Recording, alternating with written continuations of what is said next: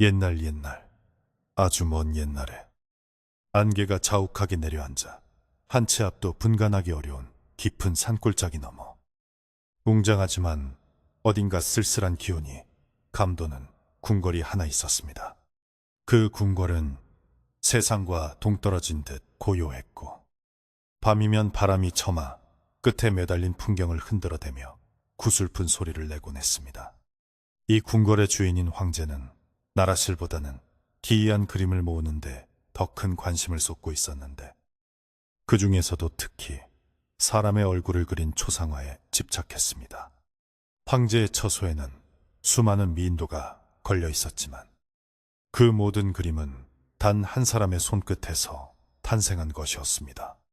궁궐의 가장 깊고 어두운 방, 햇빛조차 잘 들지 않는 그곳에는 심화공이라 불리는 늙은 화가가 살고 있었습니다. 그는 태어날 때부터 앞을 보지 못하는 맹인이었으나 붓을 잡으면 마치 귀신에 홀린 듯 사람의 형상을 종이 위에 옮겨놓는 신비한 재주를 가지고 있었습니다. 심화공의 명성은 궁궐 담장을 넘어 저잣거리까지 퍼져나갔지만 정작 그를 실제로 본 사람은 극히 드물었습니다. 그는 오직 황제의 명이 있을 때만 모습을 드러냈고 그 외의 시간에는 자신의 은밀한 화실에 틀어박혀 두문불출했습니다. 궁궐의 나이든 내관들은 심화공이 지나갈 때마다 옷자락에서 풍기는 비릿하고 퀴퀴한 냄새에 코를 쥐곤 했습니다. 그것은 마치 오래된 쇠가 녹슬거나 깊은 바다에서 갓 건져 올린 생선에서 나는 냄새와도 같았습니다. 하지만 황제는 그 냄새조차도 예술가의 독특한 취향이라 여기며 그를 감싸고 돌았습니다. 심화공은 붓을 놀릴 때 일반적인 먹을 사용하지 않았습니다. 그가 사용하는 먹은 붉다 못해 검붉은 빛을 띠는 아주 특별한 안료였는데 그 색이 어찌나 깊고 진한지 한 번 보면 눈을 뗄 수 없을 정도로 기묘한 매력을 발산했습니다. 궁궐에 새로 들어온 후궁 서씨는 단아하고 맑은 성품을 지닌 여인이었습니다. 그녀는 고향 마을의 맑은 시냇물처럼 투명한 눈동자를 가지고 있었고 웃을 때면 주변까지 환하게 밝히는 따뜻한 기운을 품고 있었습니다. 서씨가 처음 궁에 들어왔을 때 그녀는 황제의 사랑을 받게 될 것이라는 기대감보다는 낯선 환경에 대한 두려움이 더 컸습니다. 특히 밤마다 들려오는 바람 소리와 궁궐, 깊은 곳에서 느껴지는 차가운 시선은 그녀를 잠 못 들게 했습니다. 서씨는 자신의 처소인 연화궁에 머물며 조용히 책을 읽거나 술을 놓으며 시간을 보냈지만 마음 한구석에는 알 수 없는 불안감이 들리를 틀고 있었습니다. 그 불안감의 정체는 바로 심화공과 그의 붉은 그림에 관한 소문 때문이었습니다. 궁녀들 사이에서는 심화공에게 초상화를 의뢰받은 후궁들이 하나같이 절세 미인이 된다는 이야기가 돌았습니다. 그림 속의 여인은 실제보다 훨씬 더 아름답고 매혹적인 자태를 뽐냈으며 특히 그 눈동자는 살아있는 사람의 것보다 더 생생하게 빛난다고 했습니다. 하지만 그 소문의 끝자락에는 언제나 서늘한 뒷말이 따라붙었습니다. 그림이 완성되고 나면 모델이 되었던 후궁은 시름시름 앓거나 기이한 행동을 보이다가 결국에는 칠흑 같은 어둠 속에 갇히게 된다는 것이었습니다. 서씨는 그저 뜬 소문일 것이라 치부하려 했지만 가끔 마주치는 선배 후궁들의 텅 빈 눈동자를 볼 때면 등골이 오싹해지는 것을 막을 수 없었습니다. 그녀들의 눈은 마치 영혼이 빠져나간 듯 하얗게 탁해져 있었고 초점 없이 허공을 응시하는 모습은 살아있는 사람이라기보다는 인형에 가까워 보였습니다. 어느 날 늦은 오후 황제의 최측근 내관이 서씨의 저소를 찾아왔습니다. 내관은 공손하지만 단호한 어조로 황제께서 서씨의 초상화를 원하신다는 전가를 전했습니다. 서씨는 가슴이 철렁 내려앉았지만 황제의 명을 거역할 수는 없는 노릇이었습니다. 그녀는 떨리는 손으로 옷매무새를 다듬으며 내관을 따라 심화공의 화실로 향했습니다. 화실로 가는 길은 미로처럼 복잡하고 어두웠습니다. 회랑을 지날 때마다 서늘한 바람이 그녀의 치맛자락을 스치고 지나갔고, 어디선가 부스럭거리는 소리가 들려올 때마다 그녀는 흠칫 놀라 주변을 두리번거렸습니다. 궁궐의 깊은 곳으로 들어갈수록 공기는 점점 더 무겁게 가라앉았고 특유의 비릿한 냄새가 코끝을 찔러왔습니다. 그것은 심화공이 머무는 곳이 가까워졌음을 알리는 신호였습니다. 심화공의 화실 문 앞에 다다르자 붉은색 비단으로 감싼 문이 기괴하게 느껴졌습니다. 내관이 문을 두드리자 안에서 쉰 목소리가 들려왔고, 문이 열리자 짙은 향냄새와 섞인 비릿한 악취가 훅 끼쳐나왔습니다. 방 안은 대낮인데도 불구하고 창문이 모두 두꺼운 커튼으로 가려져 있어 어둑어둑했습니다. 오직 방 한가운데 놓인 촛불 몇 개만이 흔들리며 희미한 빛을 내뿜고 있었습니다. 그 촛불 아래 등이 굽은 노인이 앉아 있었습니다. 그는 백발이 성성한 머리카락을 아무렇게나 묶고 있었고 눈에는 검은 안대를 두르고 있었습니다. 그가 바로 소문으로만 듣던 심화공이었습니다. 서씨는 숨을 죽인 채 그 자리에 멈춰 섰습니다. 노인의 앞에는 커다란 화선지가 펼쳐져 있었고 그 옆에는 붉은색 액체가 담긴 작은 그릇이 놓여 있었습니다. 심화공은 서씨가 들어온 것을 귀신같이 알아차리고 고개를 들었습니다.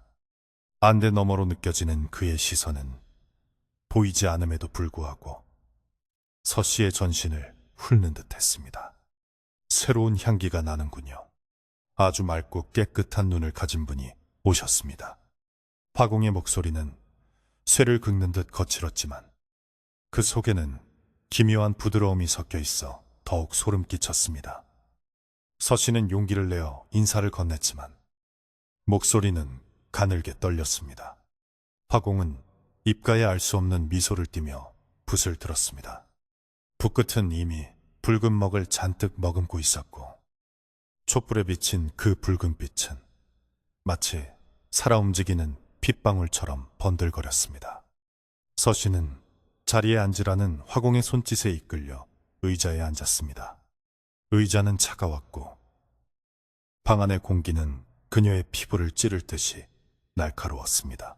그림을 그리는 시간은 고통스러울 정도로 느리게 흘러갔습니다. 심화공은 붓을 종이에 대기 전에 오랫동안 허공을 응시하며 무언가를 중얼거렸습니다. 그의 입술이 움직일 때마다 알 수 없는 주문 같은 소리가 새어나왔고 그 소리는 방 안의 공기를 더욱 무겁게 짓눌렀습니다. 서씨는 꼼짝도 하지 못한 채 화공을 바라보았습니다. 맹인인 그가 어떻게 자신의 얼굴을 보고 그리는지 도무지 이해할 수 없었지만 붓은 망설임 없이 종이 위를 춤추듯 움직였습니다.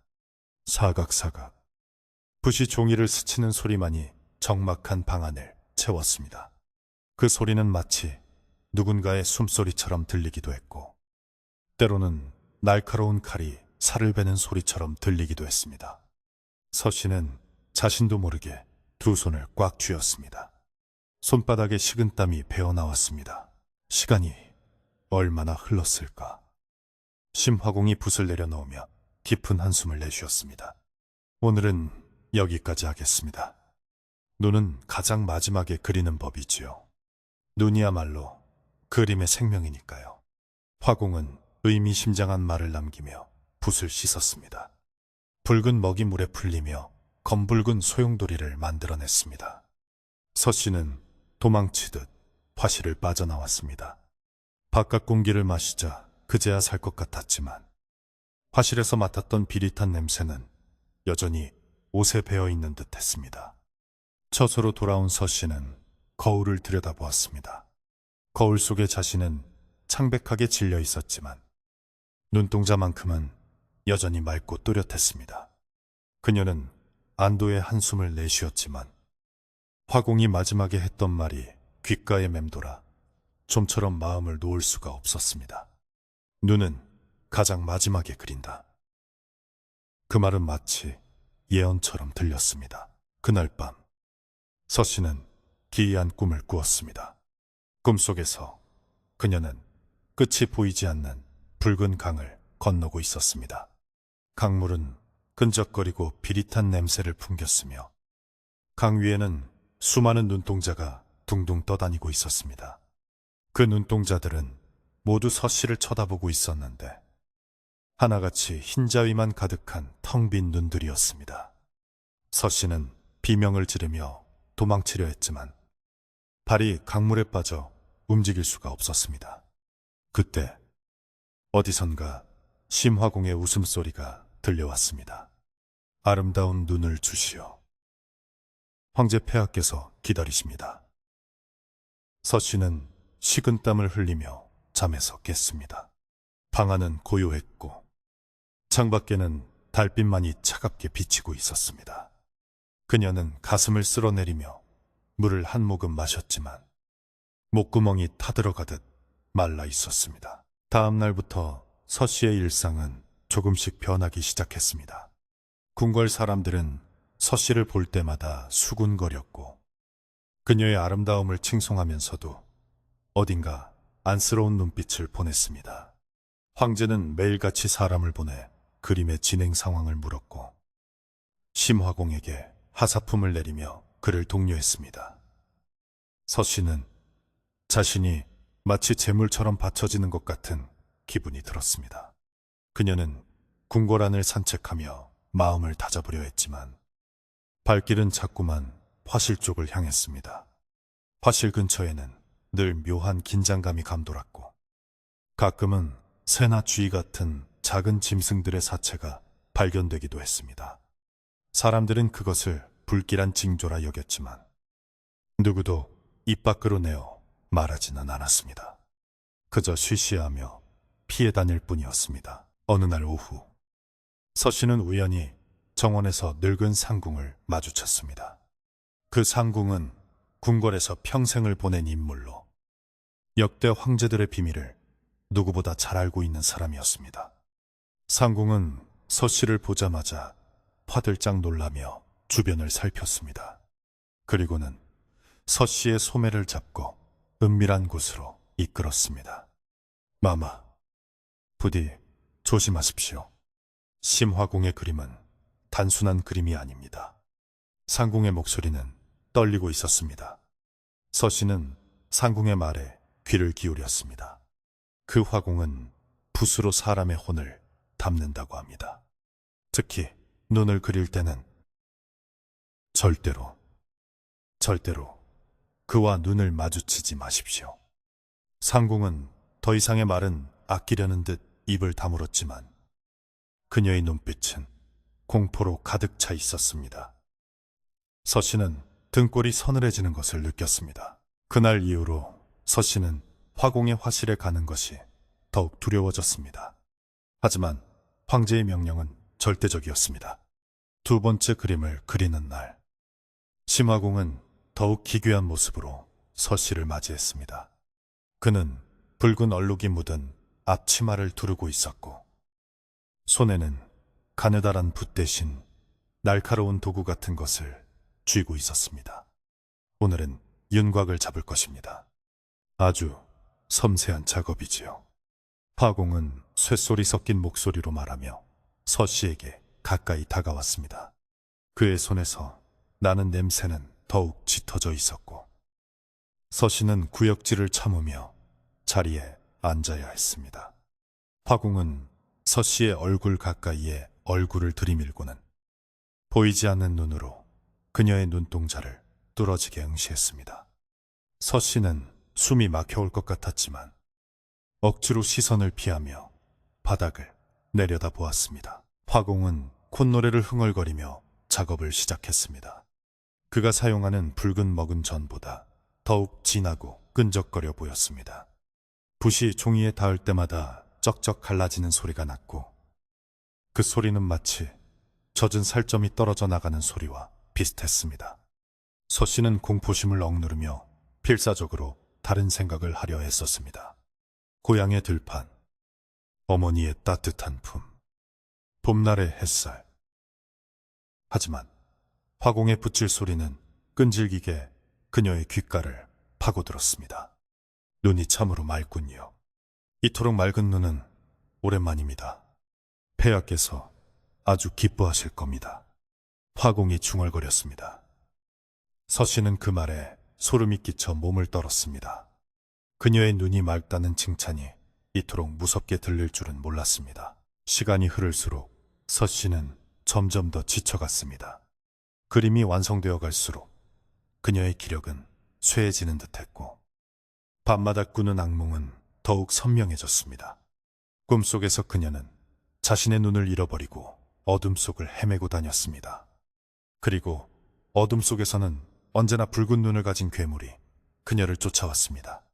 그 괴물의 얼굴은 심화공과 묘하게 닮아 있었습니다. 서씨는 자신이 점점 미쳐가고 있는 것은 아닌지 의심스러웠습니다. 하지만 거울을 볼 때마다 마주하는 자신의 얼굴은 날이 갈수록 아름다워지고 있었습니다. 피부는 백옥처럼 고와졌고 입술은 앵두처럼 붉어졌습니다. 그러나 그 아름다움은 어딘가 생기가 없는 차갑고 인위적인 아름다움이었습니다. 서씨는 자신의 변화가 두려웠습니다. 궁궐 안의 소문은 이제 서씨를 중심으로 돌아가고 있었습니다. 서마마께서 심화공의 그림을 받은 뒤로 절세가인이 되셨다지. 하지만 어딘가 모르게 서늘한 기운이 풍기지 않아 궁녀들은 수군거렸고 다른 후궁들은 질투 섞인 시선으로 서씨를 바라보았습니다. 하지만 서씨는 그들의 시선조차 느낄 겨를이 없었습니다. 그녀의 머릿속은 온통 붉은 먹과 화공의 텅 빈 눈동자로 가득 차 있었기 때문입니다. 그녀는 화공의 비밀을 알아내야겠다고 결심했습니다. 도대체 그 붉은 먹의 정체는 무엇인지, 왜 그림을 받은 후궁들은 눈이 머는 것인지, 그리고 황제는 왜 이토록 끔찍한 일을 묵인하는 것인지. 서씨의 마음속에 작은 불씨가 타오르기 시작했습니다. 그것은 공포를 넘어선 생존에 대한 갈망이었습니다. 어느 비오는 날 밤, 서씨는 잠을 이루지 못하고 뒤척이다가 자리에서 일어났습니다. 창밖에는 세찬 비바람이 몰아치고 있었고 천둥 소리가 궁궐을 뒤흔들었습니다. 서씨는 문득 심화공의 화실이 떠올랐습니다. 이런 날이라면 모두가 깊은 잠에 빠져 있거나 빗소리에 묻혀 인기척을 느끼지 못할 것이라 생각했습니다.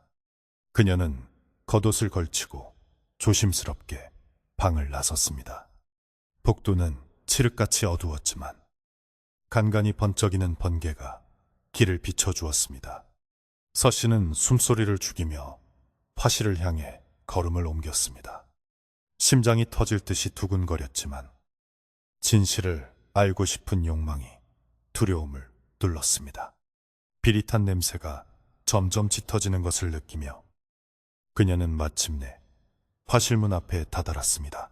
화실문은 굳게 닫혀 있었지만 문틈으로 희미한 불빛이 새어나오고 있었습니다. 서씨는 문에 귀를 대고 안의 동정을 살폈습니다. 안에서는 웅얼거리는 소리와 함께 무언가를 빻는 듯한 둔탁한 소리가 들려왔습니다. 쿵, 쿵, 쿵. 규칙적으로 들려오는 그 소리는 서씨의 심장 박동과 겹쳐 더욱 크게 울렸습니다. 그녀는 떨리는 손으로 문고리를 잡았습니다. 문은 다행히 잠겨 있지 않았습니다. 서씨는 조심스럽게 문을 열고 안을 들여다보았습니다. 그리고 그녀의 눈에 들어온 광경은 평생 잊지 못할 충격적인 모습이었습니다. 심화공이 촛불 아래 앉아 무언가에 열중하고 있었는데 그의 손에 들린 것은 붓이 아니라 작고 날카로운 은수저였습니다. 그리고 그 앞에는 붉은 천으로 덮인 무언가가 놓여 있었습니다. 화공은 은수저로 붉은 천 아래에 있는 것을 조심스럽게 떠서 작은 그릇에 담았습니다. 그릇에는 이미 검붉은 액체가 반쯤 차 있었고 화공은 그것을 정성스럽게 으깨고 섞었습니다. 아주 신선하구나. 이번 먹은 색이 아주 고와. 화공이 혼잣말처럼 중얼거렸습니다. 서씨는 입을 틀어막고 비명을 삼켰습니다. 화공이 다루고 있는 그것에서 풍기는 냄새는 그녀가 맡았던 바로 그 비릿한 악취였습니다. 그것은 단순히 물감이 아니었습니다. 그것은 생명의 기운을 담고 있는 살아있는 무언가에서 나온 것이 분명했습니다. 서씨는 다리에 힘이 풀려 주저앉을 뻔했지만 가까스로 문틀을 잡고 버텼습니다. 화공은 여전히 작업에 몰두하느라 서씨의 존재를 눈치채지 못한 듯 했습니다. 그때 화공이 고개를 들어 허공을 향해 코를 킁킁거렸습니다. 누가 이엔 있느냐? 그의 쉰 목소리가 빗소리를 뚫고 들려왔습니다.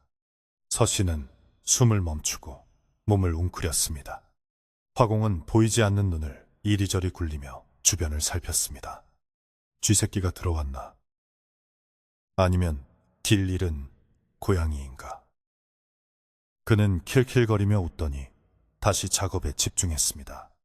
서씨는 그 틈을 타 재빨리 몸을 숨겼지만 심장은 멈출 줄 모르고 날뛰었습니다.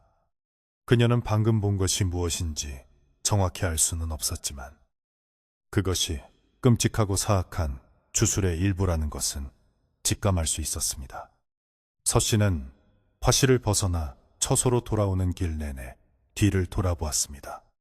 어둠 속에서 누군가가 자신을 지켜보고 있는 것만 같았습니다. 처소로 돌아온 서씨는 이불을 뒤집어 쓰고 덜덜 떨었습니다. 이제 곧 자신의 차례가 다가올 것입니다. 화공은 마지막에 눈을 그린다고 했습니다. 그렇다면 그 붉은 먹은, 그 끔찍한 재료는 바로 자신의 눈을 그리기 위한 것이란 말인가. 서씨는 공포에 질려 눈물을 흘렸습니다. 그녀는 어떻게든 이 상황을 벗어나야만 했습니다. 하지만 궁궐은 높은 담으로 둘러싸여 있었고 그녀를 도와줄 사람은 아무도 없었습니다. 오직 황제만이 이 모든 것을 멈출 수 있었지만 황제는 오히려 화공을 두둔하고 있었습니다. 서씨는 절망감에 휩싸였지만 이대로 당할 수만은 없다는 오기가 생겼습니다. 그녀는 자신의 눈을 그리고 자신의 삶을 지키기 위해 싸우기로 결심했습니다. 날이 밝자 비는 언제 왔냐는 듯 그치고 맑은 햇살이 궁궐을 비췄습니다. 하지만 서씨의 마음에는 여전히 먹구름이 끼어 있었습니다. 그녀는 거울을 보며 굳은 표정을 지었습니다. 오늘은 화공이 그림의 마지막 단계, 즉 눈을 그리기 시작하겠다고 예고한 날이었습니다. 서씨는 옷 속의 작은 단도를 숨겼습니다. 만약의 사태에 대비하기 위해서였습니다. 그녀는 심호흡을 하며 화실로 향했습니다. 발걸음은 무거웠지만 눈빛만은 흔들리지 않았습니다. 화실 앞에 도착하자 어제와는 다른 묘한 정적이 감돌고 있었습니다. 서씨는 문을 열고 들어갔습니다. 심화공은 이미 붓을 들고 그녀를 기다리고 있었습니다. 그의 입가에는 알 수 없는 미소가 걸려 있었고 그 모습은 마치 먹잇감을 기다리는 늙은 거미와도 같았습니다. 서씨가 화실문을 열고 들어서자 방 안의 공기는 어제보다 더 무겁게 가라앉아 있었습니다. 창문 틈으로 들어오던 희미한 빗줄기마저 붉은 커튼에 가려져 마치 핏빛 안개 속에 갇힌 듯한 착각을 불러일으켰습니다. 심화공은 서씨가 들어오는 소리를 듣고 고개를 천천히 돌렸습니다. 안대에 가려진 그의 눈 부위가 꿈틀거리는 듯했고 입가에 걸린 미소는 기이할 정도로 평온해 보여 오히려 서씨의 불안감을 부채질했습니다. 그는 붓을 손에 쥐고 있었는데 붓끝은 이미 그 끔찍한 붉은 먹을 머금고 있어 툭 건드리기만 해도 붉은 핏방울이 떨어질 것만 같았습니다. 서씨는 옷자락 속에 숨긴 단도의 차가운 감촉을 느끼며 겨우 마음을 진정시켰습니다. 어서 오십시오. 마마, 기다리고 있었습니다. 화공의 목소리는 낮고 탁했습니다. 그는 손짓으로 의자를 가리켰고 서씨는 마치 보이지 않는 끈에 이끌리듯 그 자리에 앉았습니다. 의자는 얼음장처럼 차가웠고 등 뒤로 식은땀이 흘러내려 옷이 축축하게 젖어들었습니다. 화공은 붓을 들어올리며 중얼거렸습니다. 오늘은 가장 중요한 날입니다. 마마의 그 맑은 눈동자를 화폭에 담을 것이니까요. 눈을 그리면 그림은 비로소 숨을 쉬게 되지요. 서씨는 화공의 말에 소름이 돋았습니다. 그림이 숨을 쉰다는 표현이 마치 자신의 생명을 그림에게 빼앗긴다는 말처럼 들렸기 때문입니다. 심화공이 붓을 종이에 대는 순간 서씨는 눈앞이 번쩍하는 듯한 기이한 감각을 느꼈습니다. 분명 붓은 그녀의 얼굴이 아닌 종이 위를 스치고 있었지만 마치 누군가가 차가운 손가락으로 눈꺼풀을 어루만지는 듯한 서늘한 느낌이 들었습니다. 사각, 사각. 붓질 소리는 규칙적이었지만 그 소리가 날 때마다 서씨의 시야가 미세하게 흐려지는 것 같았습니다. 처음에는 방 안의 조명이 어두워서 그런가 싶었지만 시간이 지날수록 사물의 윤곽이 조금씩 뭉개져 보이기 시작했습니다. 화공 앞에 탁자가, 붉은 먹이 담긴 그릇이, 그리고 화공의 얼굴이 희뿌연 안개 너머에 있는 것처럼 아득하게 느껴졌습니다. 서씨는 눈을 비비고 싶었지만 화공의 기세에 눌려 꼼짝도 할 수 없었습니다. 아주 좋습니다. 눈동자에 담긴 빛이 이토록 영롱하다니. 이목과 아주 잘 어울립니다. 화공은 붓을 멈추지 않고 계속해서 감탄사를 내뱉었습니다. 그가 붓을 붉은 먹에 찍을 때마다 비릿한 냄새가 진동을 했고 그 냄새는 서씨의 코를 찔러 머리를 어지럽게 만들었습니다. 서씨는 속이 울렁거리는 것을 참으며 화공을 노려보았습니다. 앞이 보이지 않는 그가 어떻게 자신의 눈빛을 읽어낼 수 있단 말인가. 그것은 분명 시각이 아닌 다른 사악한 감각으로 느끼는 것이 분명했습니다. 서씨는 문득 어젯밤 보았던 화공의 은수저와 붉은 덩어리를 떠올렸습니다. 지금 붓끝에서 흘러나오는 저 붉은 액체가 정말로 누군가의 희생으로 만들어진 것이라면 자신 또한 그 희생양이 될 것임이 자명했습니다. 한참의 시간이 흐른 뒤 화공이 붓을 내려놓았습니다. 오늘은 여기까지입니다. 이제 눈동자의 윤곽은 잡혔으니 내일은 그 안에 생명을 불어넣는 점을 찍을 것입니다. 화공의 말에서 씨는 겨우 안도의 한숨을 내쉬었지만 자리에서 일어나는 순간 휘청거리고 말았습니다. 다리에 힘이 하나도 들어가지 않았고 눈앞이 어질어질했습니다. 화공은 그런 서씨를 도와줄 생각도 하지 않은 채 묘한 표정으로 그녀를 향해 고개를 끄덕일 뿐이었습니다. 서씨는 벽을 짚고 겨우 몸을 지탱하며 화실을 빠져나왔습니다. 밖으로 나오자 밝은 햇살이 쏟아졌지만 서씨의 눈에는 그 햇살마저도 희미하게 보였습니다. 세상의 색깔이 전보다 옅어진 느낌이었습니다. 처소로 돌아오는 길, 서씨는 궁녀들이 삼삼오오 모여 수군대는 소리를 들었습니다. 들었어? 저기 건너편 별궁의 박마마 말이야. 어젯밤에 갑자기 비명을 지르며 쓰러지셨대. 그래, 나도 들었어. 아침에 의원이 다녀갔는데 글쎄, 눈을 뜨고 있는데도 앞을 전혀 못 보신다지. 뭐야? 궁녀들의 목소리는 공포에 질려 떨리고 있었습니다. 서씨는 그 자리에 멈춰 섰습니다. 박마마라면 며칠 전 심화공에게 초상화가 완성되었다며 자랑하던 후궁이었습니다. 그녀의 그림이 완성되자마자 눈이 멀었다는 것은 서씨에게 닥칠 미래를 예고하는 것과 다름없었습니다. 서씨는 다급하게 발걸음을 옮겨 자신의 방으로 들어갔습니다. 방에 들어온 서씨는 거울 앞으로 달려갔습니다. 거울 속에 비친 자신의 얼굴은 섬뜩할 정도로 아름다웠습니다. 피부는 잡티 하나 없이 깨끗했고 입술은 붉게 빛났습니다. 하지만 눈을 들여다보는 순간 서씨는 비명을 지를 뻔했습니다. 검은 눈동자 주변으로 희미하게 하얀 막이 덮이기 시작한 것입니다. 아주 자세히 보지 않으면 모를 정도였지만 서씨는 분명히 느낄 수 있었습니다. 자신의 눈이 변하고 있다는 것을. 그것은 마치 삶은 달걀의 흰자위처럼 탁하고 불투명한 색이었습니다. 서씨는 거울을 바닥에 던져버리고 침대에 주저앉았습니다.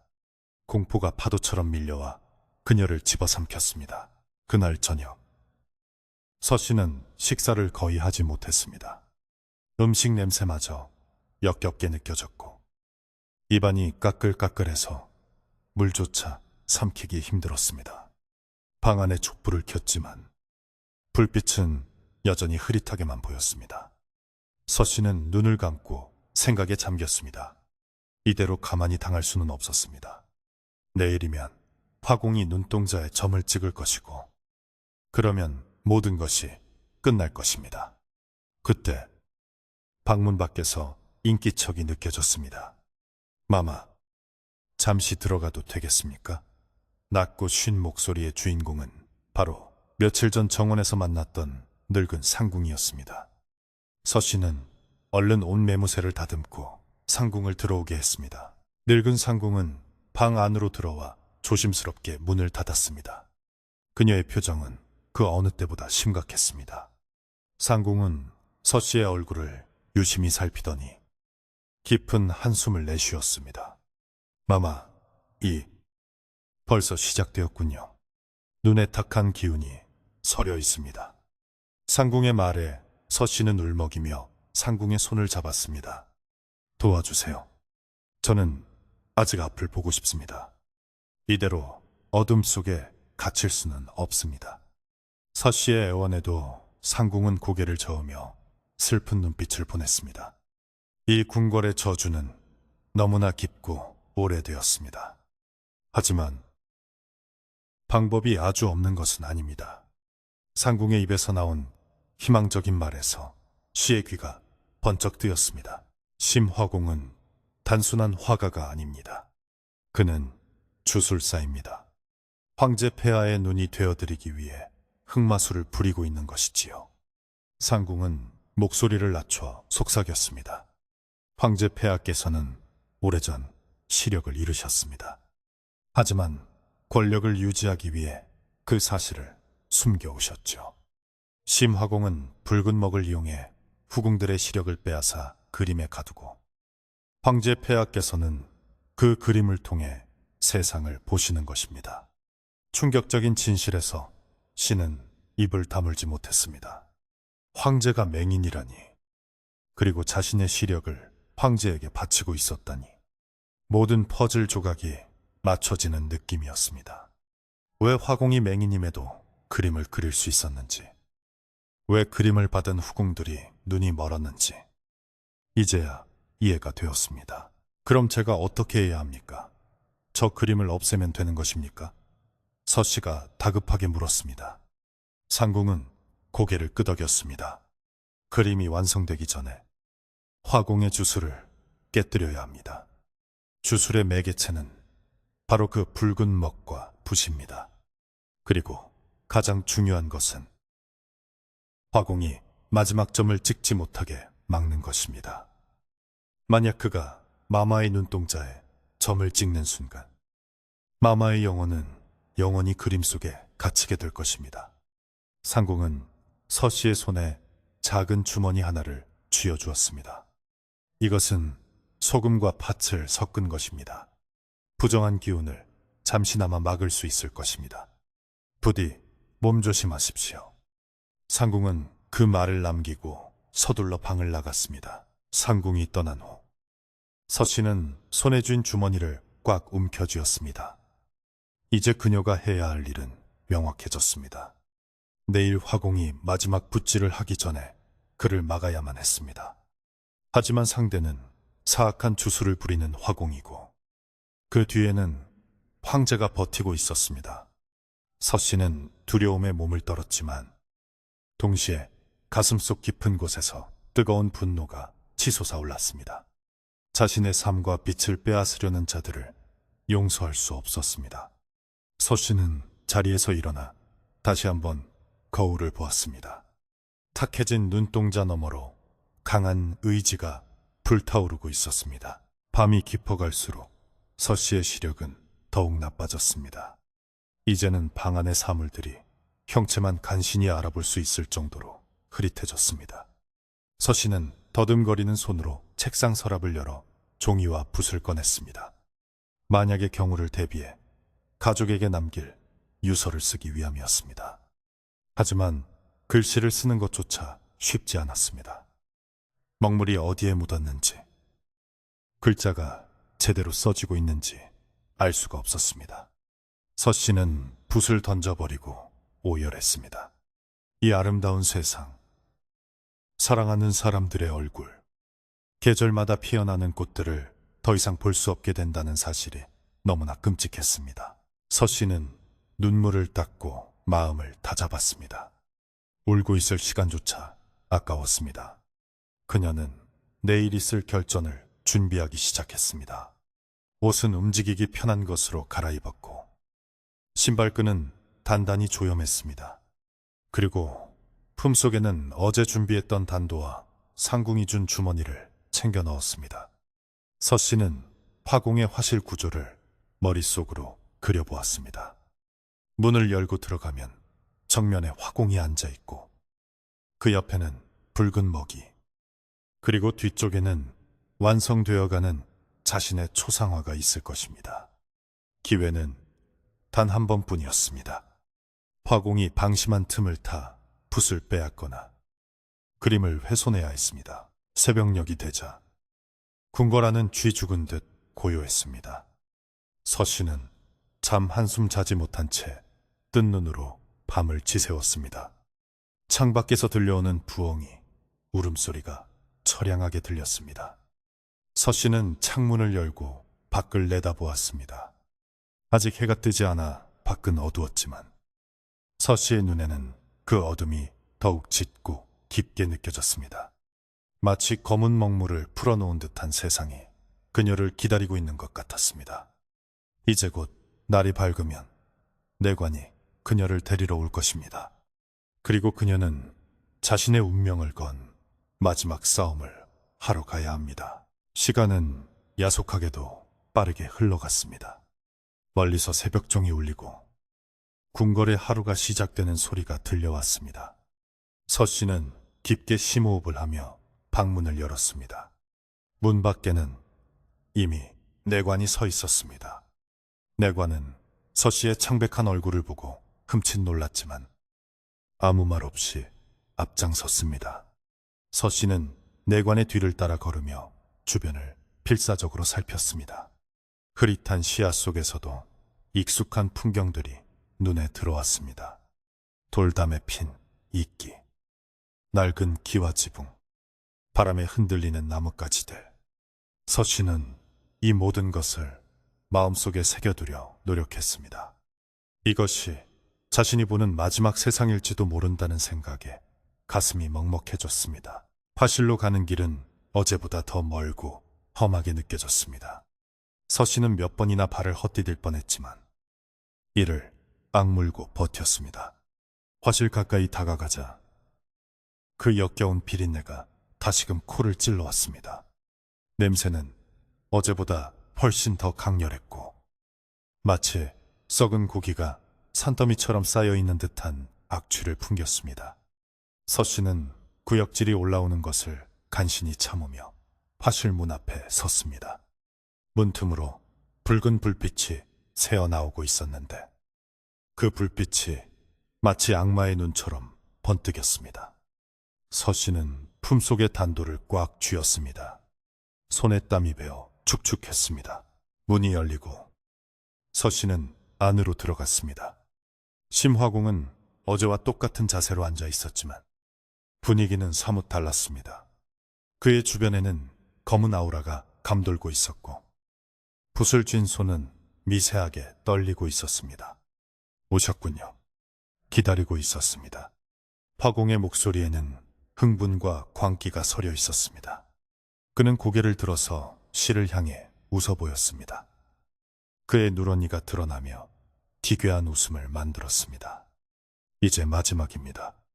점 하나만 찍으면 마마의 아름다움은 영원히 이 그림 속에 남게 될 것입니다. 화공은 붓을 들어 붉은 먹을 듬뿍 찍었습니다. 붓 끝에서 붉은 액체가 뚝뚝 떨어졌습니다. 서씨는 화공의 뒤에 걸린 자신의 초상화를 보았습니다. 그림 속의 여인은 살아있는 사람보다 더 생생했고, 특히 눈 부분은 금방이라도 눈물을 흘릴 듯 애처로워 보였습니다. 하지만 눈동자에는 아직 초점이 없었습니다. 화공이 말한 점이 찍히지 않았기 때문이었습니다. 서씨는 그림을 보는 순간 자신의 영혼이 그림 속으로 빨려 들어가는 듯한 현기증을 느꼈습니다. 다리에 힘이 풀리려 했지만 상궁의 말을 떠올리며 정신을 차렸습니다. 지금이다. 지금 아니면 기회는 없다. 서씨는 숨을 고르며 화공에게 한 발짝 다가갔습니다. 화공님, 잠시만요. 서씨가 떨리는 목소리로 말했습니다. 화공은 붓을 멈추고 고개를 갸웃거렸습니다. 무슨 일이십니까? 시간이 없습니다. 폐하께서 기다리고 계십니다. 화공의 목소리에 짜증이 섞여 있었습니다. 서씨는 시간을 끌기 위해 필사적으로 머리를 굴렸습니다. 제 눈이 너무 아파서 그렇습니다. 잠시만 쉬었다 하면 안 되겠습니까? 서씨의 말에 화공은 비릿한 웃음을 흘렸습니다. 아프시겠지요. 빛을 잃어가는 과정이니 당연합니다. 하지만 걱정 마십시오. 그림이 완성되면 고통도 사라질 것입니다. 화공은 말을 마치자마자 다시 붓을 들고 서씨에게 다가왔습니다. 서씨는 더 이상 물러설 곳이 없었습니다. 화공의 붓이 그림을 향해 날아들려는 찰나, 서씨는 주머니에서 소금과 팥을 꺼내 화공의 얼굴에 뿌렸습니다. 으악! 화공이 비명을 지르며 얼굴을 감싸 쥐었습니다. 팥 알갱이가 바닥에 우수수 떨어지며 요란한 소리를 냈습니다. 서씨는 그 틈을 타 화공의 손에 들린 붓을 쳐냈습니다. 붓이 바닥에 떨어지며 붉은 먹물이 사방으로 튀었습니다. 화공은 고통과 분노로 몸부림치며 소리쳤습니다. 네 인연, 감히 무슨 짓을 하는 것이냐? 그의 목소리는 짐승의 울음소리처럼 끔찍하게 울려 퍼졌습니다. 서씨는 넘어진 화공을 피해 그림 쪽으로 달려갔습니다. 그녀의 손에는 어느새 단도가 들려 있었습니다. 그림을 찢어버리려는 순간 바닥에 엎어져 있던 화공이 기괴한 속도로 기어와 서씨의 발목을 잡았습니다. 그의 소나기 힘은 노인이라고 믿기지 않을 정도로 강력했습니다. 안 돼! 그 그림은 폐하의 눈이다! 손대지 마라! 화공이 악을 쓰며 서씨를 끌어당겼습니다. 서씨는 중심을 잃고 바닥으로 넘어졌습니다. 화공은 텅 빈 눈구멍을 서씨에게 들이대며 끔찍한 미소를 지었습니다. 네 눈을 가져가야겠어. 화공이 서씨의 목을 조르기 시작했습니다. 서씨의 시야가 점점 더 어두워지고 있었습니다. 서씨의 목을 조르는 심화공의 소나기는 마치 오래된 고목의 뿌리처럼 거칠고 단단했습니다. 숨이 막혀오는 고통 속에서 서씨는 필사적으로 손을 휘저었지만 노인의 힘은 상상 이상으로 강했습니다. 희미해져가는 의식 속에서도 그녀는 살아야 한다는 본능 하나로 품속에 숨겨두었던 단도를 떠올렸습니다. 손끝에 차가운 금속의 감촉이 닿자 서씨는 마지막 힘을 짜내어 화공의 팔을 향해 단도를 내리꽂았습니다. 크악! 끔찍한 비명과 함께 화공의 소나기가 풀렸습니다. 붉은 피가 솟구쳐서 씨의 얼굴에 튀었고 화공은 팔을 부여잡고 뒤로 물러났습니다. 서씨는 바닥을 구르며 거친 숨을 몰아쉬었습니다. 목이 타들어가듯 아팠고 눈앞에는 별이 번쩍였지만 지금 멈추면 죽음뿐이라는 것을 알기에 그녀는 비틀거리며 일어섰습니다. 피를 흘리며 주저앉은 심화공은 고통스러운 신음 사이로 기괴한 웃음을 터뜨리기 시작했습니다. 제법이구나. 궁 안의 온실 속 파초인 줄만 알았더니 제법 날카로운 가시를 숨기고 있었어. 그는 상처 입은 팔을 덜덜 떨면서도 천천히 몸을 일으켰습니다. 안대가 벗겨진 그의 얼굴이 촛불에 드러났는데 그 모습은 악몽보다 더 끔찍했습니다. 뻥 뚫린 두 눈구멍은 깊은 어둠을 품고 있었고 그 안에서는 알 수 없는 검은 기운이 일렁이고 있었습니다. 그는 보이지 않는 눈으로 정확히 서씨를 응시하고 있었습니다. 하지만 소용없다. 너는 이미 선택받았어. 네, 그 아름다운 눈은 이제 폐하의 것이야. 화공의 목소리는 광기로 가득 차 있었습니다. 서씨는 단도를 겨누며 뒷걸음질 쳤습니다.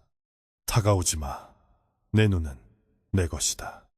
누구에게도 줄 수 없어. 그녀가 소리쳤지만 목소리는 공포에 질려 떨리고 있었습니다. 화공은 피 묻은 입술을 비틀며 비릿한 미소를 지었습니다. 어리석은 것.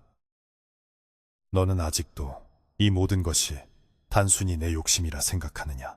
그는 천천히 발걸음을 옮기며 충격적인 진실을 털어놓기 시작했습니다. 황제 폐하께서는 이미 오래전에 빛을 잃으셨다. 천하를 호령하는 분이 앞을 보지 못한다는 것이 무엇을 의미하는지 아느냐. 그것은 곧 권력의 죽음을 뜻하지. 서씨는 숨을 멈췄습니다. 상궁의 말이 사실이었던 것입니다. 황제는 맹인이었고 이 모든 끔찍한 일들은 황제의 눈을 대신하기 위한 것이었습니다. 나는 폐하의 그림자가 되어드렸다. 내 붓끝에서 탄생한 그림들은 폐하의 새로운 눈이 되어드리지. 화공은 황홀한 표정으로 자신의 붓을 바라보았습니다. 네가 본 그 붉은 먹. 그것은 단순한 안료가 아니다. 빛을 잃은 자들의 마지막 절규와 생명이 응축된 결정체야. 그 먹으로 눈동자를 그리면 그림 속의 눈은 살아나 폐하와 연결된다. 폐하께서는 너의 눈을 통해 세상을 보시고 너의 시선이 닿는 모든 것을 소유하게 되시는 것이다. 화공의 설명은 서씨의 상상을 초월하는 사악한 주술이었습니다. 산 사람의 눈을 제물로 바쳐 황제의 시야를 유지한다는 발상은 인간이 할 수 있는 것이 아니었습니다. 서씨는 구역질이 올라오는 것을 참으며 소리쳤습니다. 그렇다면 지금까지 눈이 먼 후궁들은 모두 폐하를 위해 희생된 것이란 말인가? 그 불쌍한 여인들의 빛을 뺏어서 겨우 연명하는 것이 황제의 위엄이란 말인가? 그녀의 분노에 화공은 코웃음을 쳤습니다. 희생이라니, 그것은 영광이다. 천자의 눈이 되어 세상을 굽어 살피는데 그보다 더 큰 영광이 어디 있겠느냐. 너희들의 하찮은 눈이 황제의 시야가 되어 영원히 남는 것이다. 화공에게 죄책감이란 찾아볼 수 없었습니다. 그는 이미 황제라는 절대 권력과 흑마술에 심취해 인간성을 상실한 괴물이었습니다. 서씨는 뒤를 돌아 완성 직전에 자신의 초상화를 보았습니다. 그림 속의 여인은 슬픈 표정으로 서씨를 바라보고 있었습니다. 아직 눈동자에 점이 찍히지 않아 생명력은 없었지만 그 그림에서 뿜어져 나오는 기운은 서씨를 압도했습니다. 서씨는 직감했습니다. 저 그림이 완성되는 순간 자신은 영혼 없는 껍데기가 되어 평생 어둠 속을 헤매게 될 것이라는 사실을, 그리고 자신의 눈을 통해 황제가 탐욕스러운 시선으로 세상을 훔쳐볼 것이라는 사실을 서씨는 결단코 그런 미래를 용납할 수 없었습니다. 그녀는 손에 쥔 단도를 고쳐잡고 그림을 향해 몸을 날렸습니다. 안 돼! 심화공이 비명을 지르며 서씨에게 달려들었습니다. 그는 상처 입은 팔로서 시의 허리를 감싸 안고 바닥으로 넘어뜨렸습니다. 둘은 뒤엉켜 뒹굴며 격렬한 몸싸움을 벌였습니다. 화공의 힘은 쇠약해진 노인의 것이라고는 믿기지 않을 정도로 끈질겼습니다. 그는 자신의 목숨보다 그림을 더 소중히 여기는 듯 했습니다. 서씨는 발버둥치며 화공의 얼굴을 밀어냈습니다. 화공의 텅 빈 눈구멍이 바로 코앞에서 흔들렸고 그 안에서 뿜어져 나오는 비릿한 입냄새가 서씨의 얼굴을 뒤덮었습니다. 절대로 망치게 둘 수 없어. 화공은 짐승처럼 으르렁거렸습니다. 몸싸움 도중 탁자 위에 놓여있던 붉은 먹그릇이 바닥으로 떨어졌습니다. 쨍그랑 날카로운 파열음과 함께 검붉은 액체가 사방으로 튀었습니다. 바닥에 쏟아진 붉은 먹은 마치 살아있는 생물처럼 꿈틀거리며 퍼져나갔습니다. 그리고 그 순간 방 안을 가득 채우는 역겨운 악취가 진동했습니다. 그것은 피냄새와 썩은 살냄새, 그리고 쇠냄새가 뒤섞인 지옥의 향기였습니다. 서씨는 바닥에 흩어진 붉은 액체 속에 섞여있는 미세한 알갱이들을 보았습니다. 그것은 분명 으깨진 사람의 눈 조직이었습니다. 서씨는 공포와 혐오감에 전신을 떨었습니다. 자신이 그동안 얼굴에 발라지기를 기다렸던 것이 바로 저런 끔찍한 것이었다니. 서씨는 화공의 팔을 물어뜯으며 필사적으로 빠져나왔습니다. 그녀는 비틀거리며 일어나 벽에 걸린 등불을 잡아챘습니다. 등불 속에서는 기름이 출렁거리며 불꽃이 위태롭게 흔들리고 있었습니다. 가까이 오지 마. 이 그림을 태워버리겠어. 서씨가 등불을 그림 쪽으로 들이대며 소리쳤습니다. 화공은 기겁하며 자리에 멈춰섰습니다. 그의 얼굴은 공포로 하얗게 질려 있었습니다. 안 돼. 제발 그 그림만은 안 된다. 그것은 폐하의 생명줄이야. 화공은 바닥에 무릎을 꿇고 애원하기 시작했습니다. 방금 전까지 살기를 띠던 모습은 온데간데 없고 비굴한 노인의 모습만이 남아 있었습니다. 당신이 진정 화가라면 어떻게 이런 끔찍한 짓을 예술이라 부를 수 있어? 이건 살인이야. 영혼을 죽이는 살인이라고. 서씨의 외침이 화실을 울렸습니다. 하지만 화공은 고개를 저으며 중얼거렸습니다. 너는 몰라. 어둠이 얼마나 무서운지 너는 모른다. 폐하께서는 빛을 갈구하셔. 나는 그저 그분께 빛을 드리고 싶었을 뿐이야. 화공의 변명은 서씨의 분노를 더욱 부채질할 뿐이었습니다. 자신의 어둠을 피하기 위해 남을 어둠 속에 가두는 이기심. 그것이 바로 이 모든 비극의 원인이었습니다. 서씨는 더 이상 망설일 이유가 없다고 생각했습니다. 그때 화실 밖에서 웅성거리는 소리가 들려왔습니다. 무슨 일이냐? 안에서 비명소리가 들렸다. 문을 열어라. 폐하께서 납시었다. 근위병들의 고함 소리와 함께 문이 덜컹거렸습니다. 화공은 그 소리를 듣자마자 사색이 되어 벌벌 떨었습니다. 폐하께서 오셨어. 이제 우린 다 죽었어. 그는 공포에 질려 바닥을 기어다니며 쏟아진 붉은 먹을 주워 담으려 애썼습니다. 서씨는 문 쪽을 바라보았습니다.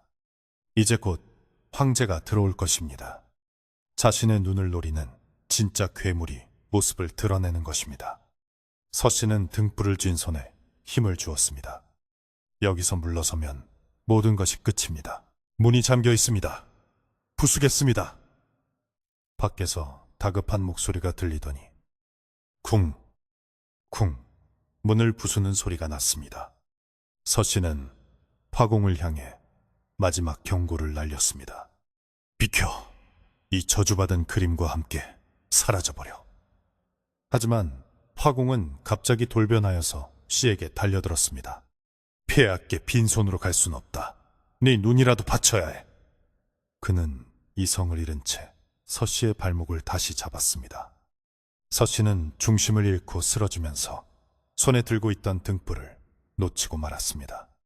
등불은 허공을 가르며 날아가 그림 바로 아래에 떨어졌습니다. 와장창 등불이 깨지면서 기름이 바닥과 그림 위로 튀었습니다. 불길은 순식간에 기름을 타고 번져나갔습니다. 붉은 비단 커튼과 종이로 된 그림은 불이 붙기에 더없이 좋은 재료였습니다. 안 돼! 화공이 절규하며 불길 속으로 뛰어들었습니다. 그는 자신의 몸이 타는 줄도 모르고 맨손으로 불을 끄려 했습니다. 하지만 불길은 이미 걷잡을 수 없이 커져 화실 전체를 집어삼킬 기세였습니다. 매캐한 연기가 방 안을 가득 채웠고 서 씨는 기침을 하며 바닥을 기었습니다. 숨을 쉴 수가 없었고 눈아픈 연기 때문에 따가워뜰 수가 없었습니다. 그 순간 쾅 하는 굉음과 함께 화실문이 부서져 나갔습니다. 신선한 공기가 밀려 들어오면서 불길이 더욱 거세게 치솟았습니다. 열린 문틈으로 수많은 근위병들이 들이닥쳤고 그들 뒤로 화려한 골룡포를 입은 사내가 천천히 걸어 들어왔습니다. 그는 눈에 붉은 안대를 하고 있었는데 그 모습이 기이하고 위압적이었습니다. 바로 황제였습니다. 황제는 불타는 화실과 바닥에 쓰러진 서씨, 그리고 불길 속에서 춤추듯 몸부림치는 화공을 향해 고개를 돌렸습니다. 안대에 가려져 표정을 읽을 수는 없었지만 그에게서 뿜어져 나오는 서늘한 분노는 불길보다 더 뜨겁게 느껴졌습니다. 이게 무슨 짓들이냐? 황제의 목소리는 낮고 차분했지만 그 안에는 천둥 같은 울림이 있었습니다. 화공은 불길 속에서 기어나와 황제의 발 앞에 머리를 조아렸습니다. 폐하, 죽을 죄를 지었습니다. 저 계집이 그림을. 화공은 온몸에 화상을 입은 채 고통스럽게 말을 이었습니다. 서씨는 연기 속에서 황제를 올려다보았습니다. 붉은 안대를 한 황제, 그가 바로 자신의 눈을 원했던 자, 이 끔찍한 지옥의 설계자였습니다. 서씨는 두려움 대신 묘한 평온함을 느꼈습니다. 이제 모든 것이 드러났습니다. 숨을 곳도 피할 곳도 없었습니다. 황제는 서씨 쪽으로 고개를 돌렸습니다. 네가 감히 나의 눈을 태웠느냐? 그의 물음에 서씨는 비틀거리며 일어섰습니다. 그녀의 옷은 찢어지고 얼굴은 그을음으로 엉망이었지만 눈동자만은 그 어느 때보다 맑고 강렬하게 빛나고 있었습니다. 폐하의 눈이 아닙니다. 그것은 죄 없는 여인들의 눈물이고 고통입니다. 저는 단지 제 것을 지키려 했을 뿐입니다. 서씨의 당당한 대답에 주변의 근위병들은 숨을 죽였습니다. 감히 황제에게 말대꾸를 하는 것은 죽음을 자초하는 일이나 다름없었습니다. 하지만 황제는 묘하게 침묵을 지켰습니다. 불길은 점점 더 거세져 화실의 천장까지 핥고 있었습니다. 그림은 이미 반쯤 타들어가 형체를 알아볼 수 없게 되었고 그 속에서 흘러나오는 검은 연기는 마치 악령들이 빠져나가는 형상처럼 보였습니다. 심화공은 타버린 그림 조각을 부여잡고 오열하고 있었습니다. 내 걸작이, 내 눈이. 그의 절규는 불타는 소리에 묻혀 희미해져 갔습니다. 서씨는 황제를 똑바로 응시하며 말했습니다. 보십시오. 폐하, 저것이 진실입니다. 헛된 욕망은 한 줌의 재로 변할 뿐입니다. 부디 이제 그만 멈추십시오. 서씨의 목소리는 연기 때문에 갈라졌지만 그 울림은 황제의 가슴을 찌르는 듯 했습니다. 황제는 타오르는 불길을 향해 손을 뻗었습니다. 그의 손은 미세하게 떨리고 있었습니다. 뜨거운 열기가 그의 얼굴을 붉게 물들였습니다. 그는 보이지 않는 눈으로 불꽃에 춤을 느끼고 있는 듯 했습니다. 빛, 따뜻한 빛이 느껴지는구나. 황제가 중얼거렸습니다. 그것은 그림을 통해 훔쳐보던 차가운 시선이 아닌 피부로 직접 느끼는 진짜 열기였습니다. 서씨는 그 순간 황제의 얼굴에서 깊은 고독과 슬픔을 보았습니다. 천하를 가졌으나 빛을 잃은 자의 비애가 그곳에 있었습니다. 하지만 동정심이 이 끔찍한 범죄를 정당화할 수는 없었습니다. 근위병들이 불을 끄기 위해 물을 퍼나르기 시작했습니다. 화실은 아수라장이 되었고 서씨는 그 혼란 속에서 황제와 대치하고 있었습니다. 아직 끝나지 않았습니다. 그림은 탔지만 화공은 살아있었고 황제의 집착이 사라졌는지 확신할 수 없었습니다. 서씨는 자신의 운명이 경각에 달려있음을 알았습니다. 그녀는 주변을 둘러보며 자신을 도와줄 누군가를 찾았지만 모두가 황제의 눈치만 살피고 있었습니다. 그때 불길에 휩싸인 벽장이 무너지며 그 안에 숨겨져 있던 수많은 항아리들이 쏟아져 내렸습니다. 항아리가 깨지며 그 안에 담겨 있던 끔찍한 내용물들이 바닥으로 굴러나왔습니다. 그것은 수백 개의 마른 눈알들이었습니다. 역대 황제들과 심화공이 수집해온 끔찍한 전리품들이 세상 밖으로 드러난 것입니다. 근위병들조차 그 참혹한 광경에 경악하며 뒷걸음질 쳤습니다. 세상에, 저게 다 무엇이란 말인가? 웅성거림이 커져갔습니다. 황제의 비밀이 궁궐의 어두운 치부가 만천하에 드러나는 순간이었습니다. 서씨는 바닥에 굴러다니는 눈알들을 가리키며 소리쳤습니다. 보십시오. 이것이 바로 이 화실의 실체입니다. 우리가 섬기던 황실의 그림자가 이토록 끔찍한 것이었습니까? 서씨의 외침은 근위병들의 마음을 흔들었습니다. 그들도 누군가의 아들이자 오랍이었기에 이 잔인한 진실 앞에서 동요하지 않을 수 없었습니다. 황제는 쏟아진 항아리 파편들 위에서 멍하니 서 있었습니다. 그의 발밑에서 바스락거리는 소리가 났습니다. 그것은 그가 그토록 갈구하던 눈들이 부서지는 소리였습니다. 그는 더 이상 자신의 죄를 숨길 수 없게 되었습니다. 심화공은 미친 듯이 웃으며 깨진 눈알들을 주워 담고 있었습니다. 아직 쓸 수 있어. 아직 만들 수 있어. 그의 광기는 이제 통제불능의 상태였습니다. 서씨는 이 끔찍한 광경을 끝내야만 한다고 생각했습니다. 그녀는 근위병 대장을 향해 눈짓을 보냈습니다. 대장은 잠시 망설였지만 이내 결심한 듯 칼을 뽑아들었습니다. 폐하를 모셔라. 그리고 저 미치광이 화공을 당장 포박해라. 대장의 명령이 떨어지자 병사들이 일사불란하게 움직였습니다. 상황은 급박하게 돌아갔습니다. 황제는 저항하지 않고 근위병들에게 이끌려 밖으로 나갔습니다. 그의 뒷모습은 초라하고 쓸쓸해 보였습니다. 심화공은 병사들에게 끌려나가면서도 끝까지 서씨를 향해 저주를 퍼부었습니다. 네 눈을 가져갈 것이다. 지옥 끝까지 쫓아가서라도 가져갈 것이다. 그의 비명은 화실을 휘감은 불길처럼 끈질기고 섬뜩했습니다. 서씨는 다리에 힘이 풀려 주저앉았습니다. 불길은 이제 거의 잡혀가고 있었지만 화실은 이미 폐허가 되어버렸습니다. 검게 그을린 벽과 바닥, 그리고 깨진 항아리와 흩어진 눈알들이 참혹했던 현장을 증명하고 있었습니다. 서씨는 재투성이가 된 얼굴을 닦으며 하늘을 올려다보았습니다.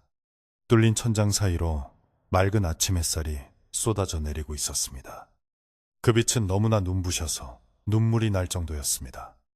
서씨는 자신이 살아있음을, 그리고 아직 빛을 볼 수 있음을 감사하며 깊은 숨을 내쉬었습니다. 하지만 이것으로 끝이 아니었습니다. 이제 궁궐 전체가 이 사실을 알게 될 것이고 진정한 심판의 시간이 다가오고 있었습니다. 화실을 집어삼켰던 불길이 완전히 잡히고 난 뒤 궁궐의 아침은 그 어느 때보다 무겁고 잿빛으로 가라앉아 있었습니다. 타다 남은 전각의 잔해에서는 매캐한 연기가 피어올라 아침 안개와 뒤섞였고 그 냄새는 궁궐 담장을 넘어 도성밖까지 퍼져나갔습니다. 간밤의 소동으로 잠을 설친 궁녀들과 내관들은 삼삼오오 모여 수군거렸지만 누구 하나 큰 소리로 말을 꺼내지는 못했습니다. 그들이 목격한 것은 단순한 화재가 아니라 황실의 권위 뒤에 숨겨져 있던 끔찍한 심연이었기 때문입니다.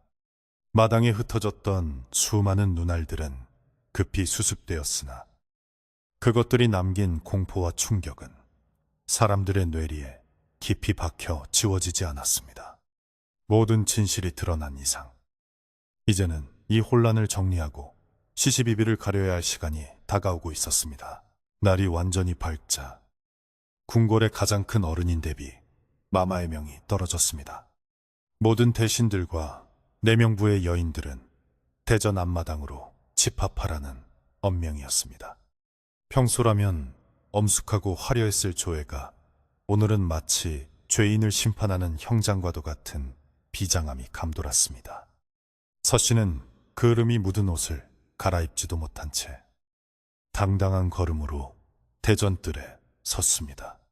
그녀의 주변으로는 이미 눈이 멀어버린 후궁들이 부축을 받으며 서 있었고 그들의 창백한 얼굴에는 불안과 슬픔이 교차하고 있었습니다. 서씨는 그들의 손을 하나하나 잡아주며 무언의 위로를 건넸습니다. 이제는 숨길 수도 피할 수도 없는 진실의 시간이었기에서 시의 눈빛은 그 어느 때보다 단호하게 빛나고 있었습니다. 잠시 후 굳게 닫혀있던 대전의 문이 열리고 황제가 모습을 드러냈습니다. 붉은 안대를 쓴 황제는 내관의 부축을 받으며 천천히 옥좌에 앉았습니다. 그의 표정은 지쳐 보였고 예전의 위험은 찾아보기 힘들었습니다. 그 옆으로 포박당한 심화공이 병사들에게 끌려나와 무릎을 꿇었습니다. 화공은 여전히 무언가를 중얼거리고 있었는데 그 모습이 마치 넋이 나간 사람 같았습니다. 대비 마마가 발을 들이운 채 근엄한 목소리로 물었습니다. 이 사태가 도대체 어찌 된 일인지 한 점의 거짓도 없이 고하라. 황실의 앞마당에서 이토록 사악한 주술이 행해졌다는 것이 사실이냐? 대비의 호통에 마당에 모인 신하들은 일제히 고개를 조아렸습니다. 서씨가 앞으로 나서며 절을 올렸습니다. 대비 마마, 소인이 감히 아뢰옵니다. 심화공은 황제 폐하의 눈을 대신한다는 명목으로 죄 없는 후궁들의 시력을 빼앗아왔습니다. 저 화실에서 발견된 끔찍한 재료들이 바로 그 증거입니다. 서씨의 목소리는 떨리지 않았고 또렷하게 마당 전체에 울려 퍼졌습니다. 그녀는 지난밤 목격한 붉은 먹의 제조 과정과 화공의 광기 어린 집착을 낱낱이 고발했습니다. 이야기를 듣는 사람들의 얼굴은 경악으로 물들었고 곳곳에서 탄식과 흐느낌이 터져나왔습니다. 눈이 먼 후궁들은 서로를 부둥켜 안고 오열했습니다. 자신들이 겪은 불행의 원인이 밝혀지는 순간이었습니다. 심화공은 서씨의 말이 끝나자마자 발작하듯 소리쳤습니다. 아니다. 그것은 예술이다. 신성한 의식이다. 내가 아니면 누가 감히 폐하께 빛을 드릴 수 있단 말이냐. 그의 외침은 처절했지만 공감을 얻기는커녕 혐오감만 불러일으켰습니다. 그는 이미 현실과 망상을 구분하지 못하는 상태였습니다. 화공은 바닥에 머리를 맸으며 억울함을 호소했지만 그의 손톱 밑에 낀 붉은 안료 자국은 그가 저지른 죄를 명백히 증명하고 있었습니다. 사람들은 그를 벌레 보듯 바라보았고 한때 신의 손이라 칭송받던 예술가는 이제 추악한 범죄자로 전락해 있었습니다. 침묵을 지키던 황제가 마침내 입을 열었습니다. 그만하라. 황제의 목소리는 잠겨 있었지만 좌중을 압도하는 힘이 있었습니다. 그는 떨리는 손으로 자신의 붉은 안대를 천천히 풀었습니다. 안대 아래 드러난 황제의 눈은 하얗게 탁해져 있어 아무것도 볼 수 없는 상태였습니다.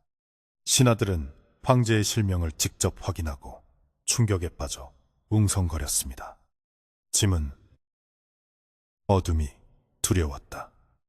천하를 다스리는 자가 앞을 못 본다는 사실이 알려지면 짐의 자리가 위태로울 것이라 여겼다.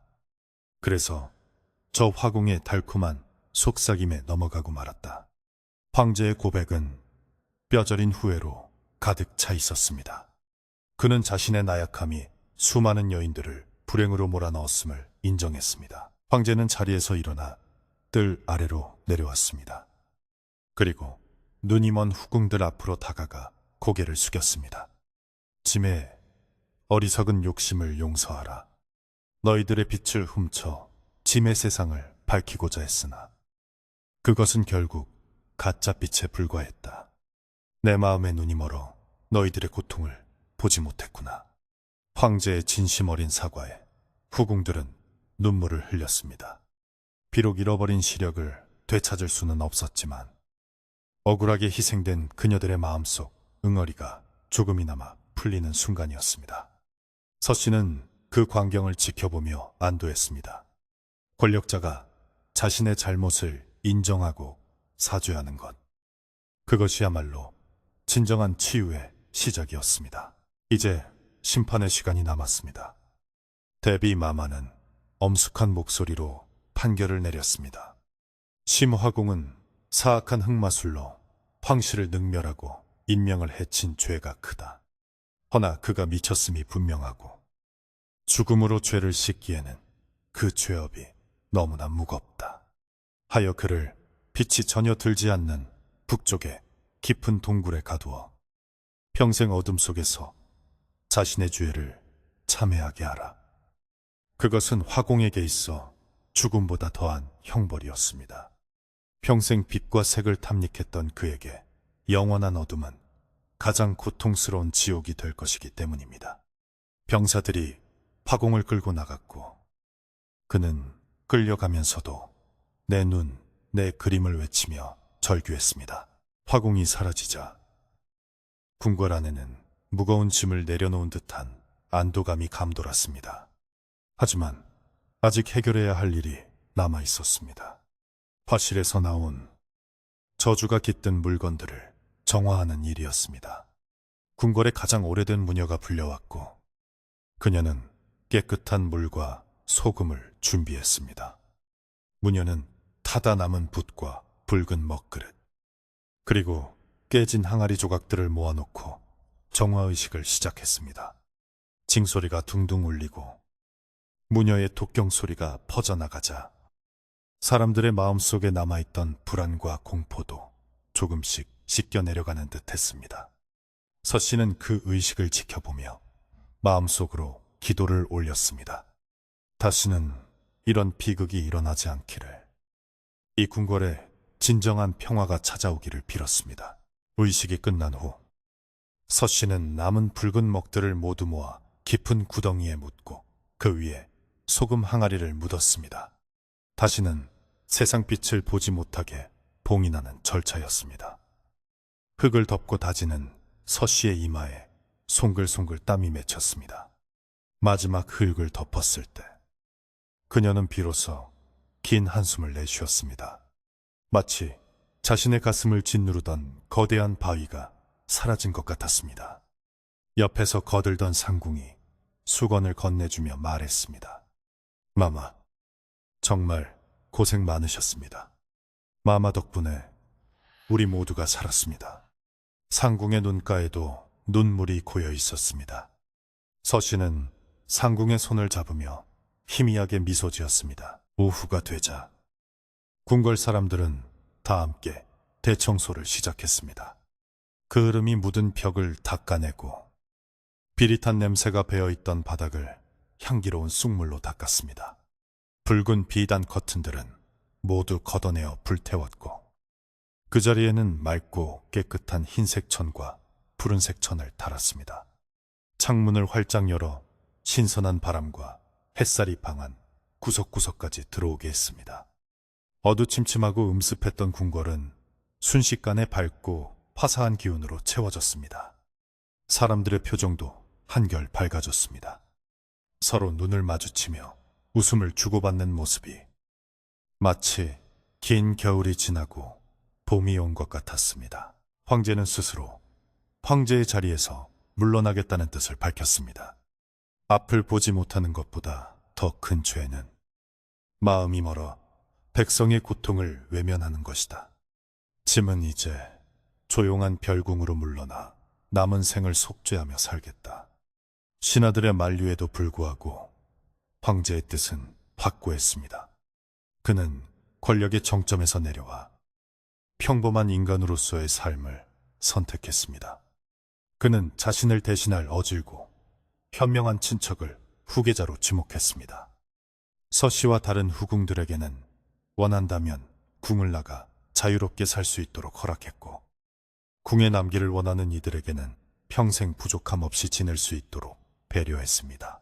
해질녘이 되자 궁궐 마당에는 큰 솥이 걸리고 밥 짓는 냄새가 피어올랐습니다. 그동안 공포에 떨며 제대로 먹지 못했던 사람들을 위해 큰 잔치가 벌어진 것입니다. 화려한 궁중 요리는 아니었지만 갓 지은 하얀 쌀밥과 구수한 된장국, 그리고 정갈한 나물 반찬들이 차려졌습니다. 서씨는 앞치마를 두르고 직접 국을 퍼서 사람들에게 나눠주었습니다. 눈이 먼 후궁들도 시녀들의 도움을 받아 오랜만에 따뜻한 밥상을 받았습니다. 따뜻하구나. 정말 맛있어. 한 후궁이 국물을 떠먹으며 눈물을 글썽였습니다.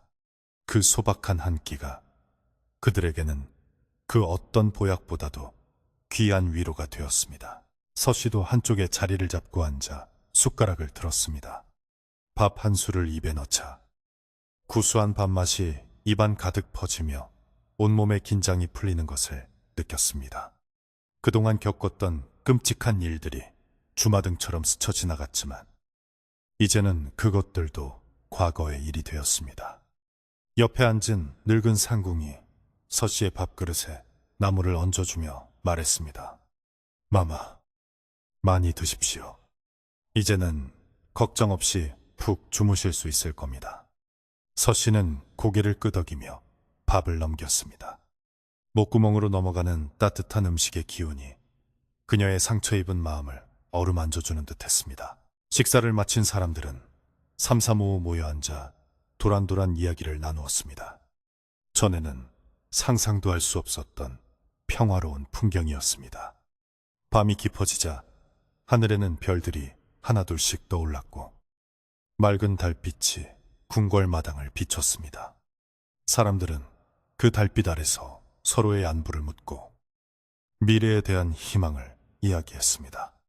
더 이상 바람 소리가 무섭게 들리지 않았고 처마 끝의 풍경, 소리도 맑고 청아하게 들렸습니다. 서씨는 밤하늘을 올려다보며 생각했습니다. 진짜 아름다움은 그림 속에 갇힌 가짜 눈동자가 아니라 이렇게 자유롭게 세상을 바라보고 느낄 수 있는 살아있는 눈에 있다는 것을요. 별궁으로 거처를 옮긴 황제에게도 평화가 찾아왔습니다. 그는 비록 앞을 볼 수는 없었지만 열린 창으로 들어오는 밤 공기의 냄새와 풀벌레 소리를 들으며 비로소 마음의 안정을 찾았습니다. 그는 더 이상 붉은 그림에 의존하지 않아도 되었습니다. 그는 자신의 곁을 지키는 내관에게 말했습니다. 눈을 감으니 비로소 소리가 들리는구나. 세상이 이토록 시끄럽고도 생동감이 넘치는 곳이었거늘. 황제의 얼굴에는 씁쓸하지만 편안한 미소가 번졌습니다. 그는 이제야 비로소 진짜 세상을 마주할 준비가 된 것입니다. 밤이 깊어지자 궁궐의 불빛들이 하나둘씩 꺼져갔습니다.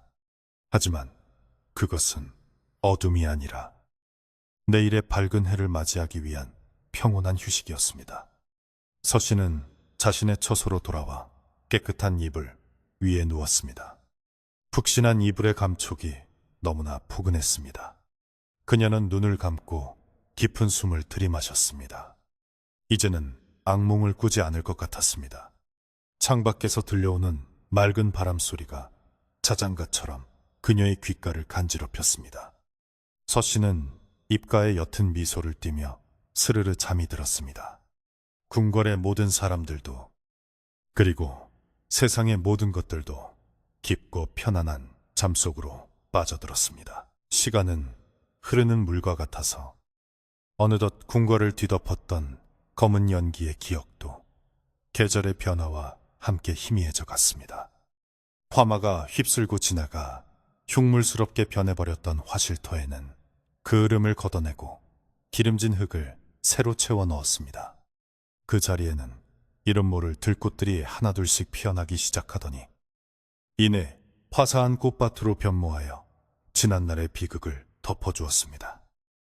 이제 그곳을 지나는 바람에서는 비릿한 쇠냄새 대신 향긋한 풀내음과 꽃향기가 실려왔습니다. 사람들은 더 이상 그곳을 피해 돌아가지 않았고 가끔은 멈춰서서 나비가 춤추는 모습을 평온하게 바라보기도 했습니다.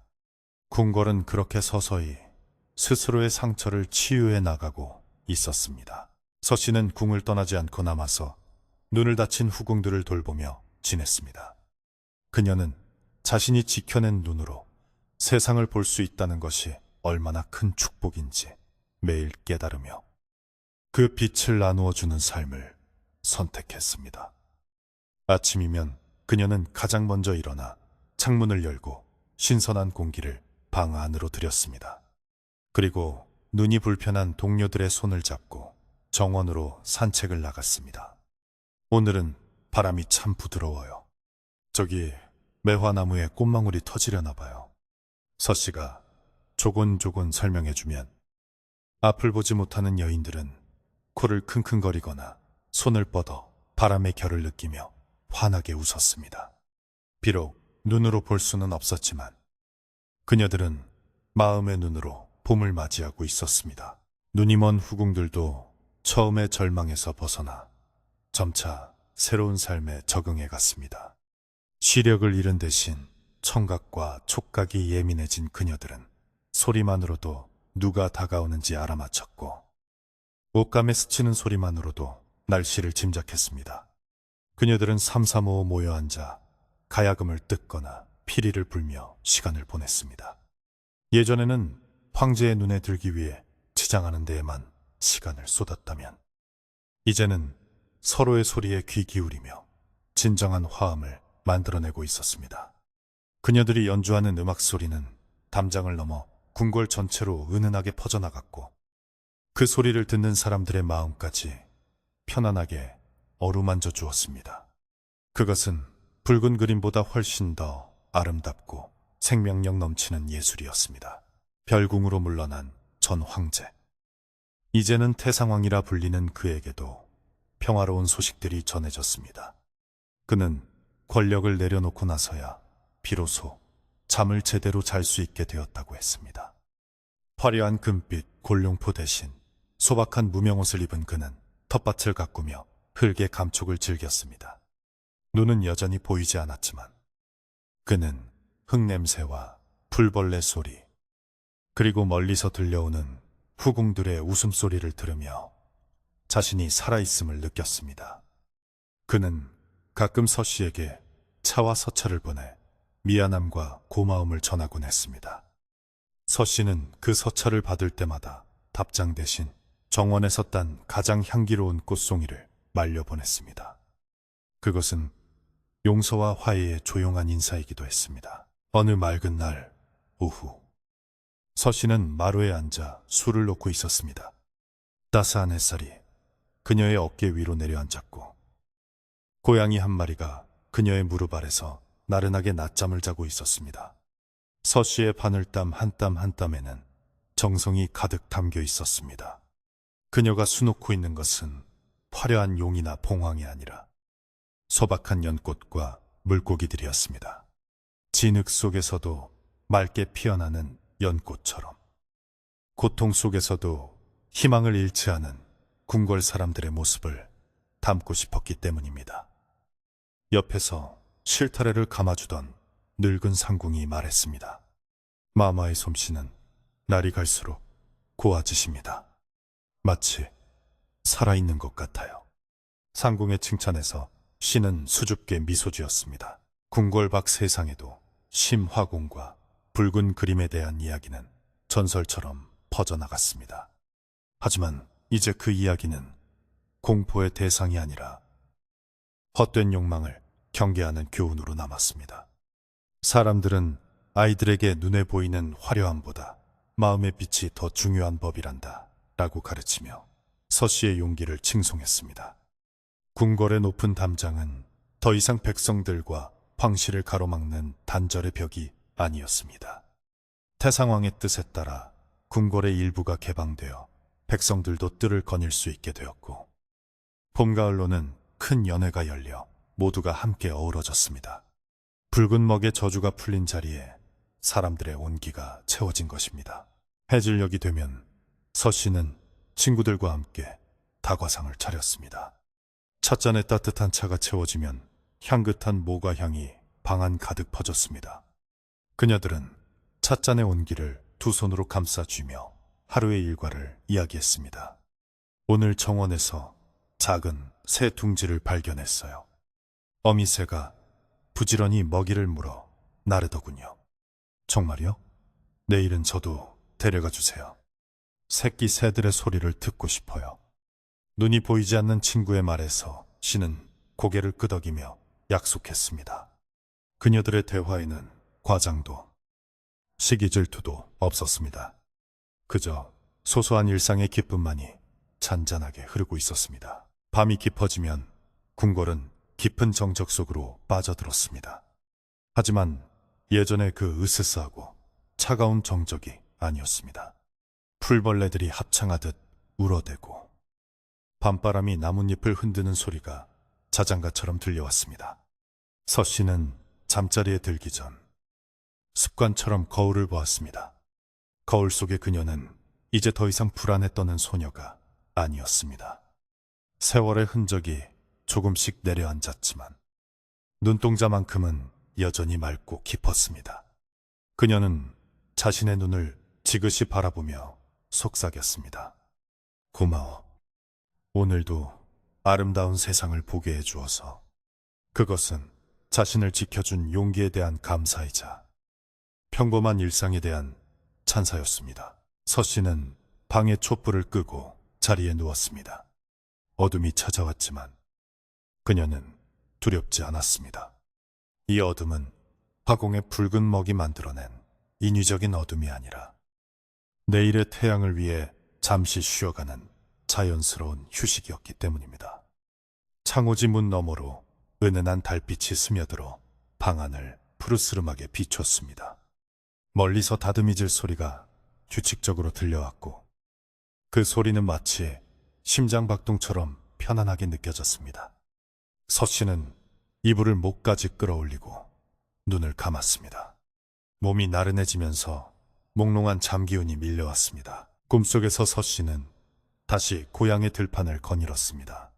하지만 이번에는 쫓기는 꿈이 아니었습니다.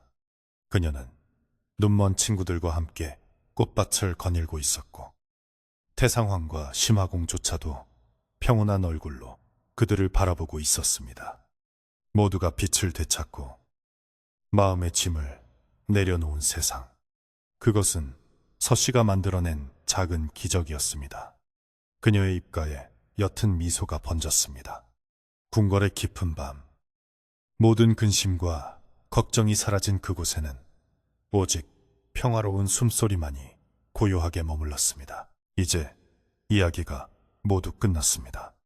붉은 먹의 공포도 눈먼 화공의 광기도 모두 지나간 옛일이 되었습니다. 남은 것은 따뜻한 차 한 잔의 여운과 서로를 아끼는 사람들의 마음뿐입니다. 밤이 아주 깊었습니다. 창밖의 바람소리도 이제는 잦아들고 세상 모든 것이 잠든 시간입니다. 당신의 하루도 서씨의 마지막 밤처럼 평온하게 마무리되기를 바랍니다. 무거운 생각들은 모두 내려놓으시고 부드러운 이불 속에서 편안한 꿈 꾸시길 빕니다. 오늘 밤도 당신의 꿈속에 따뜻한 빛이 가득하기를. 안녕히 주무세요.